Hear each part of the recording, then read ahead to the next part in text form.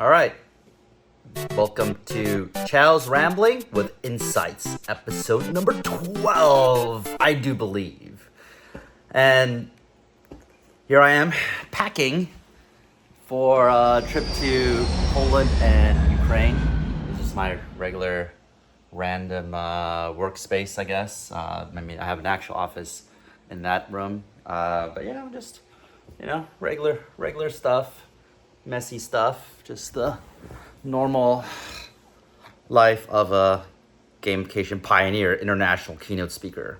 So going to Poland to do some speeches there, and then I took the opportunity to reach out to my contacts, who is a fan of the Octalysis in Ukraine, who is also Zelensky's advisor, who is connecting me to do some interesting things that could potentially help rebuild Ukraine after the war. So that's kind of cool, and very much looking for that, because I measure my life in terms of impact, and impact has two metrics, width and depth. So width is that I save 1 billion people one click, right? So that's with touch a lot of people, but not very deeply. And by the way, I have my design works have empowered over 1.5 billion users around the world. So kind of cool. And then depth would be saving the life of one person. And, I don't know exactly how many people wouldn't have died because of my work, but, we do work on safety driving, factory safety projects, health projects, a lot in gamification. So I do believe there are people in this world that are alive today because of my work. So my metric is I want to constantly expand width and then depth. Did I use the word expand, or I used some random word? I forgot. But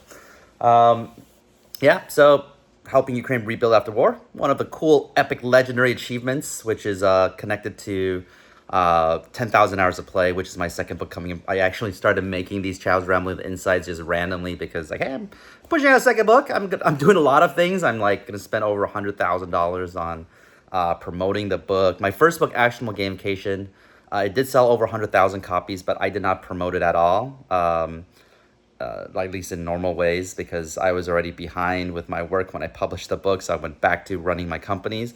And so each year sold better than the last one. And then so it kind of grew by word of mouth. So this time around, I thought, hey, it'd be nice if I plant a bigger seed, right? And so then the organic viral growth could take place faster with more effects. And luckily my first book is more like a timeless book, because it talks about how the brain works, right? It's not about this cool new technology is amazing, look at Second Life, right? But the examples are kind of outdated. So after 10,000 hours of play, 10K HP, my second book, I will have to go back to my first book and maybe push out a second edition for that with updated examples, case studies, all that stuff, some projects where we help, a lot of companies do some pretty amazing things. And so in the book, it's all about getting people to find their legendary achievements, right? Things that people will remember you for decades, hundreds of years later. We'll see. Legendary means it becomes the stuff of legends, right? And wow, I suddenly remembered why holding my phone horizontally is better for YouTube, and it's easier to cut it to fit vertical. But holding your phone horizontally for a long time is a lot tiring because it's not a natural way to hold the phone. Okay, hold on. Maybe if I do this, all right, this might be better, but then my hands are angled in a weirder way. Okay, it's just harder. Vertical holding, so much easier. Horizontal holding like that in your fingers and your arm gets tiring pretty fast, I discovered. So, and I guess also you have to hold it higher, because vertical, you hold the bottom, right, and the camera's on top. But for vertical, you kind of have to hold, or horizontal, you have to hold the phone at your eye level, because this is where I usually hold my hands when I do vertical. But anyway, gonna try to optimize. I got a person who's helping me push this out, so we'll see how this person does. If I do a lot of these, let's see how it works. I think my last video is still kind of floating there. So person who is editing this, I'm talking to you. Anyway, today I decided that I want to touch a little bit on 10K HP, especially on step 3.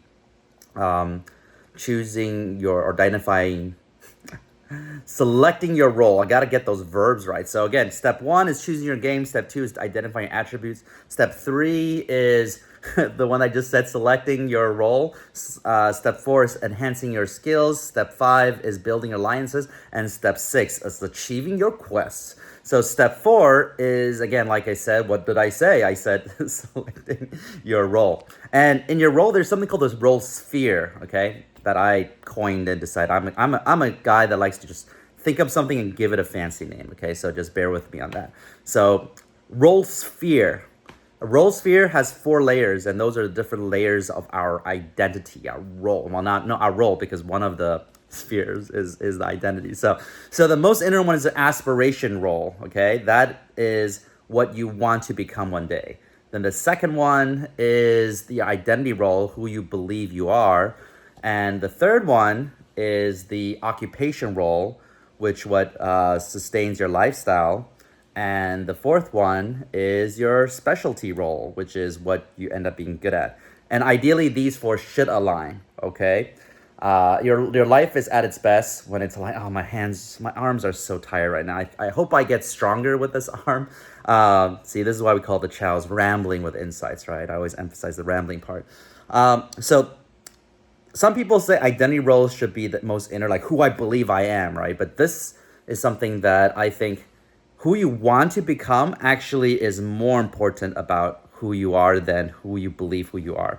Because your dreams define and where you want to go defines your actions and your relevance in a sense, right? In the last video, I said I met a girl, and the first thing she said is, I'm going to Harvard one day. And to me, it's like, wow, that is her identity. That's how I remember her as.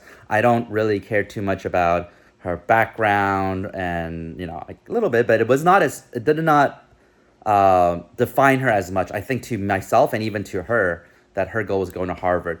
Monkey D. Luffy from the anime One Piece, he keeps saying, I want to be the king of the pirates. And that defines him more than any other thing, more than his powers, more than which village he came from, more than his gender or anything else, right? His aspiration role was the most important. And then it's your identity role, like, principles like, oh, I'm a person who will never betray my friends. I'm a person who will do this, right? Then it's your identity role.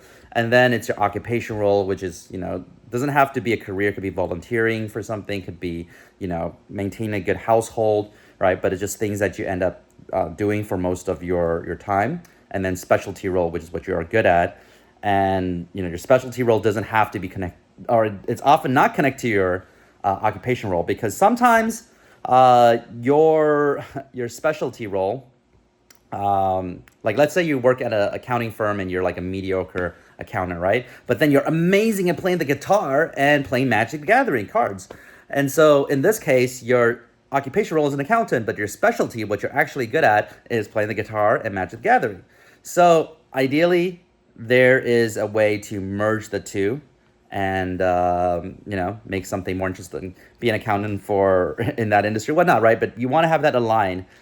And so again, it's aspiration, identity. I lack sleep also, and then, as you know, I'm packing and all that stuff. Identity, and then occupation and specialty.